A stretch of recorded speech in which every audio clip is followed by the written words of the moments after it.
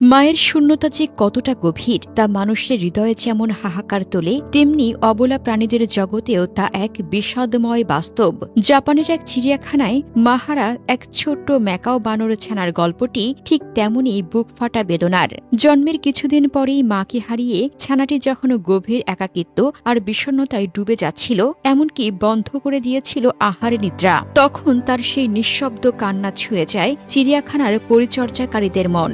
বনের সঙ্গী বা খাঁচার অন্য বানরদের সঙ্গে নিজেকে মানিয়ে নিতে ব্যর্থ হওয়া এই শিশুটির জন্য পরিচর্যাকারীরা এগিয়ে দেন একটি সাধারণ নরম তুলতুলে খেলনা। কিন্তু সেই জড়বস্তুটি ছানাটির কাছে হয়ে ওঠে তার পুরো পৃথিবী। সেটিকে পরম মমতায় বুকে আঁকড়ে ধরে সে খুঁজে পায় তার হারিয়ে যাওয়া মায়ের উষ্ণতা। বর্তমানে সেই খেলনাটিকে ঘিরেই কাটে তার প্রতিটি মুহূর্ত। সেটিকে পাশে নিয়ে সে ঘুমায় আর শক্ত করে জড়িয়ে ধরে ভুলে থাকার চেষ্টা করে মাতৃহীনতার সেই তীব্র যন্ত্রণা।